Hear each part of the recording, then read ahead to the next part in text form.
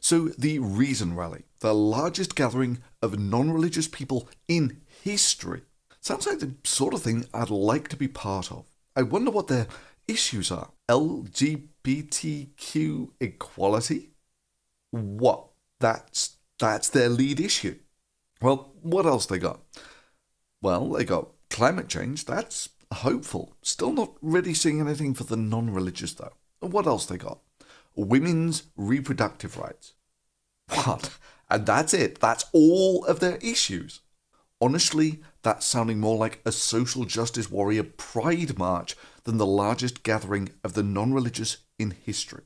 Well, maybe social justice warriors is their core demographic. I'm sure if we take a look at their last meeting, it'll be a complete minority fest with equal numbers of men and women, blacks, Asians, and of course liberally decorated with LGBTQ folks. Let's take a look, shall we? Well, to be fair, not everyone is a white male. However, I've got an itching suspicion that a lot of those people wouldn't turn up to a Reason Rally where the lead item on the agenda, the number one thing the largest gathering of non-religious people in history has to protest is LGBTQ equality. I've got a feeling a lot of those folk might think that there's bigger fish to fry. But you know, this is all starting to sound rather familiar. I wonder if, say for instance, they've got a code of conduct. Why yes they do. Well, it says it's a family-friendly event. Oh, and surprise, surprise, it's an LGBTQ-friendly event. In fact, the only people that it doesn't say are welcome are straights, whites, and males. Now, I wonder what the details of those policies are. The Reason Rally Coalition does not tolerate harassment of or by participants in any form. 80% of our colleges and universities restrict speech in ways that the government could not do. Prohibited conduct may include, but is not limited to, colleges can also limit free speech with something called speech codes. Harassment related to gender identity, sexual orientation, disability, physical appearance, body size, race, age, religion. Holy crap! These folks would wet their pants if they saw an episode of South Park. What else they got? Stalking, harassing photography, or recording. Which is really interesting, seeing as at the bottom of the page we have this. Attendees of the Reason Rally and related events provide their consent to the Reason Rally Coalition to have their pictures taken or be included in audio-video recordings of the event. This media, including pictures, audio, and video, may be used in multiple forms of promotion, including the web, social networks, print and television, or media coverage. Attendees waive any and all rights to review or approve any use of this content and expect no compensation. Attendees who have brought guests under the age of 18 to the Reason Rally 2016 are agreeing to these terms on behalf of their underage guests. So yeah, the conduct policy states that if you don't want someone to take your photograph, and they do, then that's harassment. And the nanny conduct policy will throw them out of the event for that. Except just by being at the event, you've waived all rights to privacy, even that of your children. Yeah, you're not exactly leaving an impression that the largest gathering of the non-religious in history is exactly a professionally run affair. The Reason Rally Coalition recognises that mockery of religion occurred at the Reason Rally 2012 and welcomes such discussion. However, the harassment of individuals for their religious beliefs will not be tolerated. You've got to be kidding me. So bad-mouthing all of the followers of a religion is fine, but doing it to an individual is prohibited. So in summary, the spontaneous conflicts like that between me and Eric Hovind. Wow, ladies and gentlemen, the Thunderfoot has just given up atheism. And Eric here has just accepted that his God doesn't exist. No, because this coming from a man. Hallelujah, brother, it's good to have you on man. Would be prohibited under the more politically correct and enlightened Reason Rally Code of Conduct. The even more ironic thing is the religious could turn up at the event and mock pitilessly the non-religious, because there's absolutely nothing in the conduct policy against mocking the non-religious. However, if the non-religious mock back, they can be thrown out for that. Smart. Racist, sexist, homophobic or transphobic conduct will not be tolerated. All white people are racist, all men are misogynistic, all cisgender people are transphobic, all members of a majority are biased against the members of the minority. Great, so homophobic comments are not welcome, but there is absolutely no prohibition on heterophobic conduct. And transphobic conduct will not be tolerated, but there's absolutely no prohibition on cisphobic conduct. So it's come to my attention that there's been some controversy surrounding some 3 little words, and I don't understand why. It's just a bunch of people having hissy fits that their status quos are being challenged. Die, cis, scum. So for those of you who've been living under a privileged rock your entire life and don't know what cis means, it's short for cisgender. The Reason Rally Coalition understands that human interactions can be complex and confusing. You have got to be kidding me. The largest gathering of the non-religious in history, and they need a code of conduct that would be more in place at a kindergarten. Because the Reason Rally Coalition understands that human interactions can be complex and confusing. I mean, how on earth did they ever convince someone like Penn Jillette to come to an event like this?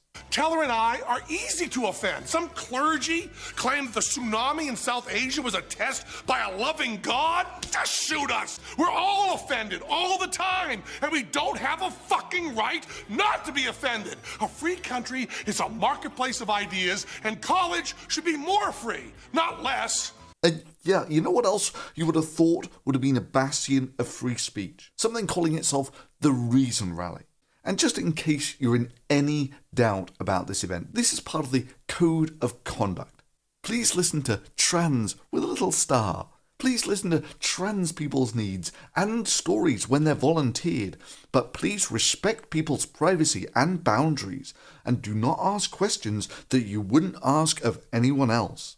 Do not make assumptions about other people's gender identity or expression. The Ace and Arrow trilogy will cover some Ace and Arrow relationship terms like queer platonic relationships or QPRs, zucchini, squish, as well as some asexual slang like aces of hearts, spades, clubs, or diamonds, asexy, no romo, and additionally concepts like sex drive or libido, stone, paper, and paper mache. Please ask which pronouns a person prefers. Do respect and call people what they ask you to call them.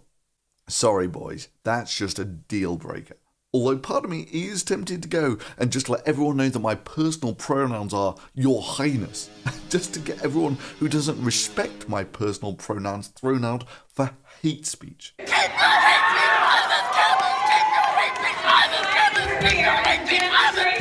And you know, it's a shame, because I would have liked to have seen a meeting for grown-ups, a meeting where you could offend people, especially if you're going to do it in Washington. You know, those who deny other people freedom do not deserve it themselves. Now, maybe part of this was the early organisation of the event was left in the hands of Sarah Moorhead, who seems to have made an absolute mess of the last event she organised. Or maybe it's the involvement of the American Humanist Association, who recently, in a move eerily reminiscent of Atheism Plus, yeah, you remember Atheism Plus, just launched their Black Humanist, Feminist Humanist, and LGBT Humanist alliances. I mean, never mind the fact that all of these groups are actually the antithesis of humanism, or just how much they would freak out if someone dared to point out that in practice, they're probably best described as white male alliance, desperately trying to atone for the original sin of being born white and male. Sorry I'm male! I'm sorry I'm white! I'm sorry I'm male! Why? Or how every other group that ever tried this intersectional approach got eaten alive by the infighting over who is the most oppressed group. I mean, there's a Black Humanist Alliance and a Feminist Humanist Alliance, but there's no Black Feminist Humanist Alliance. That's so racist and sexist. I just can't. Even you privilege blacks and feminists with their own alliance, but do nothing for the most oppressed group of all, the black feminists. Indeed, I even sent a tweet their way saying, at American Humanists, Black humanists, feminist humanists, LGBT humanists, so exclusionary. Why not cis humanists or Asian humanists? Why so xenophobic? To which, of course, they blocked me. God, they must really hate cis humanists and Asian humanists. So who's turning up to this event? Well, they got Bill Nye, and although I've never met the guy, I've been universally impressed by him. He's not just a presenter. He understands stuff, and understands it well. Carolyn Proco. Never heard of her? But hell, she was involved in the Cassini mission, and for that alone, she must have something interesting to say, because I still can't look at Saturn without thinking that there's a man-made probe on the surface of Titan, the largest moon orbiting that planet. There we go. Is that little dot on the right, that guy. Now that's the brightest of the Saturn moons, which is Titan. And the amazing thing about Titan is most of the other places that we've actually landed on, you know, Mars, Venus, whatever, the moon, you can actually see them with the naked eye. Titan's interesting in that Titan you need a telescope to see. And this is the thing that always amazes me. That's Titan there. There is a man-made object on that little dot there. Then they got Johnny Depp, who is an A-line actor. Doesn't do much for me, but whatever. Margaret Cho, LGBT activist, great, just what we need. Amber Heard, never heard of her, but Wiki informs me that she's Johnny Depp's wife. But a social activist and LGBT rights activist, great. Lawrence Krauss, cool, a real publishing scientist, good for them. And then right next to him, we've got Cara Santa Maria, the girl who thinks that conservation of energy can be sidestepped as long as someone claims they've got some undisclosed patented process. Then Penn Jillette, who is a world-grade arsehole, but genuinely entertaining and interesting. How on earth they managed to convince him to turn up to a family-friendly event like this, I'll never know. Likewise, Kelly Carlin, daughter of George Carlin, who would have been expelled from the Reason Rally for being offensive before he had even opened his mouth. And when you're around super sensitive people, you cannot relax and be spontaneous because you've no idea what's going to upset them next. And that's why I've been warned recently, don't go to most university campuses. Then Eugenie Scott, who I really can't say enough good things about. A natural leader, fantastic speaker, and very pleasant company. Me, I was actually really sad when she retired from the National Centre for Science and Education.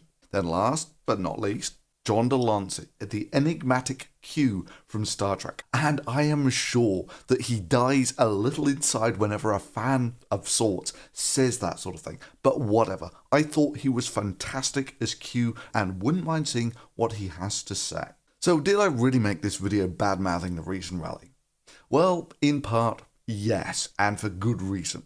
But honestly, the shit show's been so incompetently publicised that this video alone will probably double the number of people who know of its existence. I mean, hell, I've barely heard of the largest gathering of the non-religious in history, and I've got to be one of the larger non-religious type YouTube channels.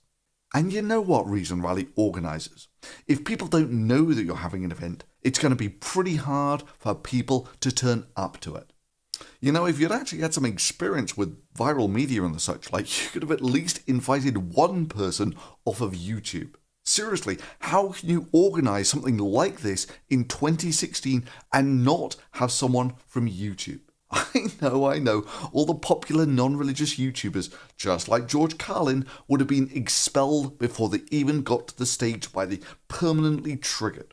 But hell, at least with their support, someone might have at least known about the largest gathering of the non-religious in history. I mean, just to keep this all in perspective, the last largest gathering of the non-religious in history had a turnout of somewhere between 8 and 30,000 people. And you know what? Just the daily viewership of this channel is somewhere between 1 and 200,000. And they didn't invite a single YouTuber to this event. As for me, would I turn up? Hell no, not with that code of conduct. I mean, I might have gone for some, on-the-fly chats with people like Eric Hovind or Ray Comfort, because they're always kind of fun. But in reality, this would simply violate all of the convention rules now, which is kind of ironic that I would have more restrictions on what I can do and say at the largest gathering of the non-religious in history than I would have had with my previous conversations with folks like Westboro Baptist Church. And as it turns out, I've been bitchingly busy for the last few months and simply don't feel like busting a gut to go and get nannied and treated like an infant at the Reason Rally, where their first line item is LGBTQ whatever equality. You have to respect people's pronouns and listen to trans stories. I mean, damn, I don't expect people to label me with their sexuality. I no more expect people to come up and tell me their cis stories than I expect people to come up and tell me their trans stories. But ignoring all of the crap, I've got to admit, some of the speakers here do seem pretty interesting.